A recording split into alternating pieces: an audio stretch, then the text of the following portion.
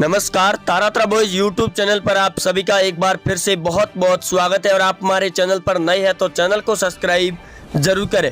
UP विधानसभा चुनाव 2022 के 5 चरणों की समाप्ति के बाद में आज एक बार फिर टाइम्स नाउ और एबीपी न्यूज़ ने 403 सीटों पर सबसे बड़ा महा ओपिनियन पोल सर्वे जारी करके यूपी के नेताओं की बड़े तौर पर नींद उड़ाकर रख दी है। 5वें चरण की 61 सीटों पर चुनाव संपन्न होने के बाद में लगातार सर्वे आंकड़े बदलते हुए नजर आ रहे हैं। वहीं 283 सीटों पर चुनाव संपन्न हो चुके हैं 5 चरणों के अंदर, और अब अगले 2 चरणों के अंदर यूपी की 403 सीटों पर चुनाव संपन्न होकर 10 मार्च को सबसे बड़े नतीजे खुलेंगे।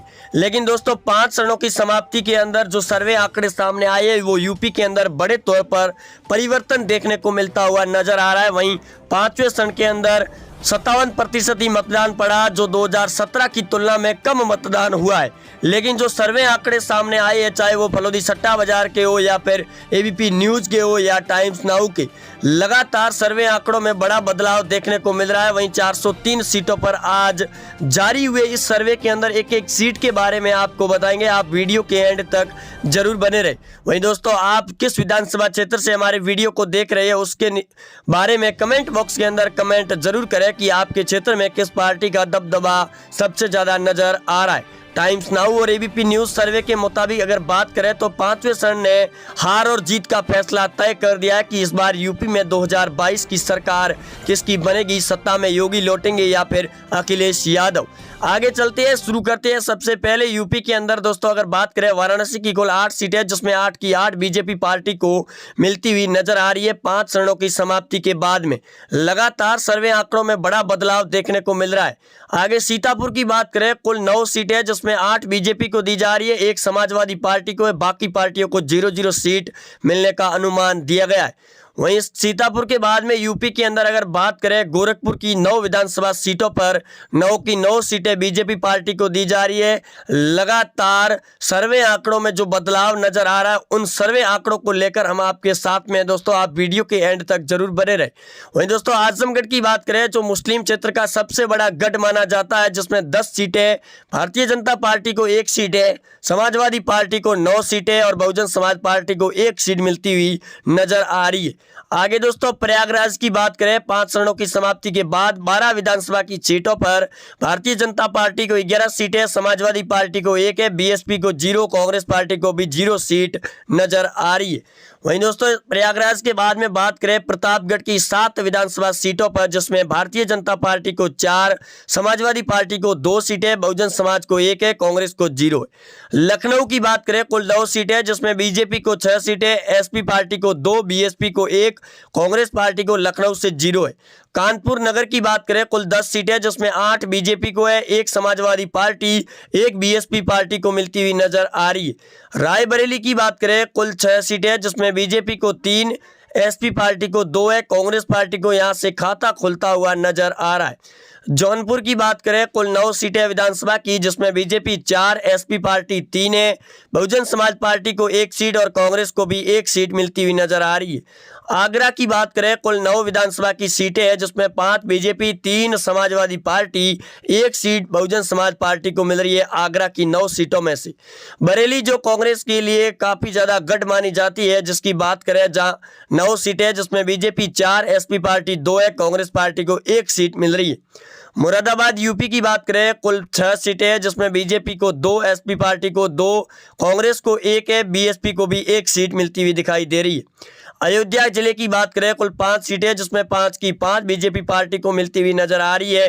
राम मंदिर का मुद्दा यहाँ पर सबसे ज्यादा चर्चा में भी बना हुआ है। वहीं आगे लखीमपुर की बात करें, कुल 8 सीटें, जिसमें बीजेपी 3, एसपी पार्टी 2 है, कांग्रेस पार्टी को लखीमपुर से 3 सीटें मिलती हुई दिखाई दे रही है यूपी के 2022 के महासंग्राम में। हरदोई की बात करें, कुल 8 सीटें, जिसमें बीजेपी 5 सीटें, समाजवादी पार्टी 2 सीटें, बीएसपी को 1 सीट मिलती हुई नजर आ रही है हरदोई जिले से।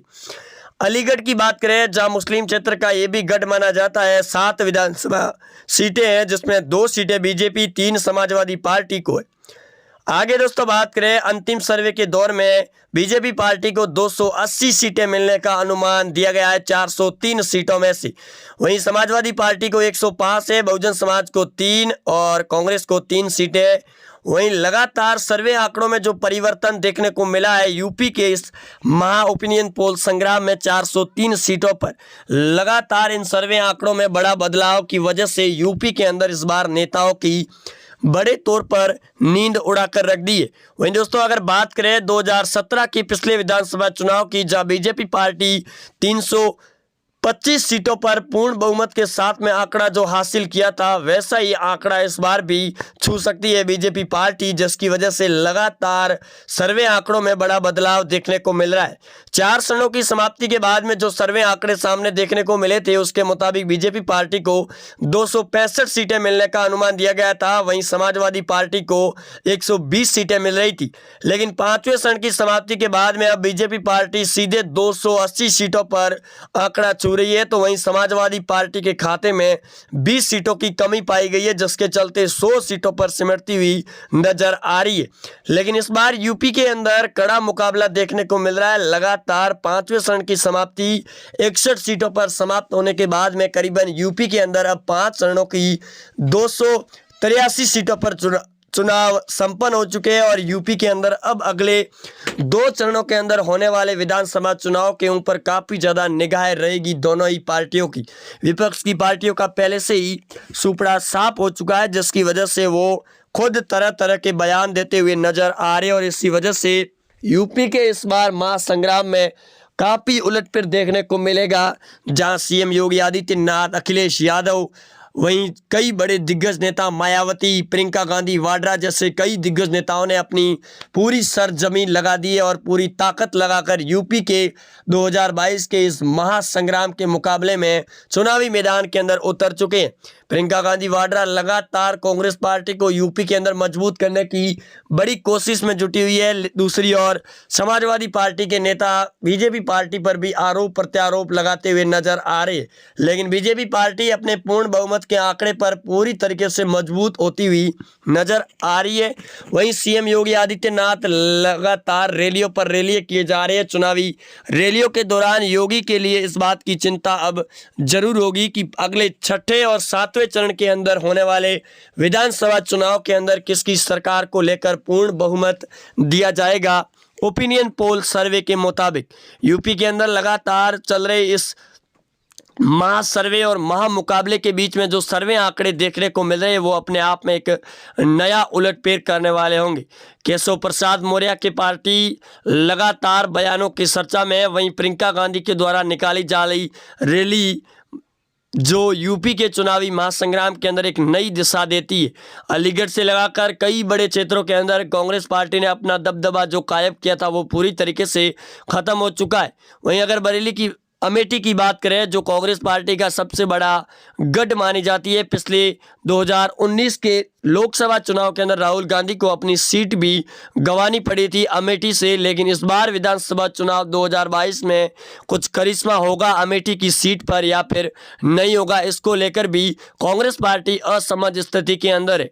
प्रियंका गांधी वाड्रा के द्वारा कांग्रेस पार्टी को मजबूत करने के लिए चुनावी मैदान के अंदर उतरते ही पार्टी के नेताओं में बड़ी बगावत देखने को मिल चुकी है। वहीं यूपी के 403 सीटों पर हो रहे विधानसभा चुनाव की खड़ियों में अब और भी नया एक इतिहास रचने की तैयारी में होगी बीजेपी पार्टी।